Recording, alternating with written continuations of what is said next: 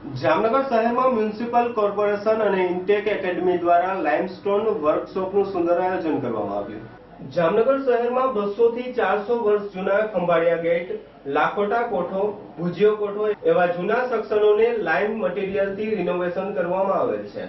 જામનગર મહાનગરપાલિકા અને ઇન્ટેક સંસ્થા દ્વારા લાઇમસ્ટોન પર જે મહાનગરપાલિકાને રાજ્ય સરકારના પુરાતત્વ વિભાગ અને મ્યુઝિયમ વિભાગ સાથે સંકલન કરી છે. આ કામોના પ્રેક્ટિકલ અભ્યાસ કરવા માટે અને આર્કિટેક્ટથી સંકળાયેલા વિદ્યાર્થીઓ માટે આ વર્કશોપનું આયોજન કરવામાં આવેલ હતું. આ વર્કશોપના આયોજનમાં ઉપસ્થિત Jamnagar municipal commissioner Harshad Patel, mayor Pratibhaben Kankhara, standing કમિટીના ચેરમેન કમલાસિંહ રાજપૂત વગેરે પદાધિકારીઓ અને ટેકનિકલ અધિકારીઓના સહયોગથી આ વર્કશોપનું આયોજન કરવામાં આવ્યું છે. આ ઇન્ટેક હેરિટેજ એકેડમી દિલ્હીમાં છે અને દેશભરના અલગ અલગ વિસ્તારમાંથી વિદ્યાર્થીઓ આ વર્કશોપમાં આવેલ. આ વર્કશોપથી ખાસ કરીને લાઇમસ્ટોન જેવા મટીરીયલથી રિનોવેશન કરવાનું વિદ્યાર્થીઓને શીખવાડવામાં આવે છે.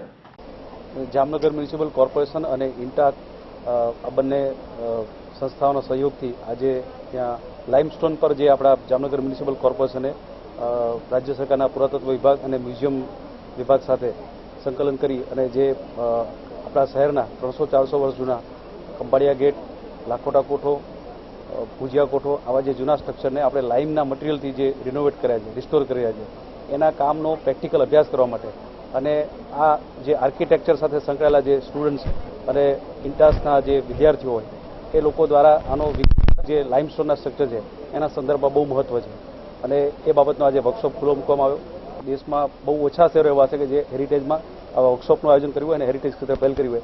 એમાં જામનગર શહેરના ચૂંટાયેલા પદાધિકારીશ્રીઓ અને અમારા જે ટેકનિકલ અધિકારીઓ છે એમના સહયોગથી આ વર્કશોપનું સુંદર આયોજન થયું છે.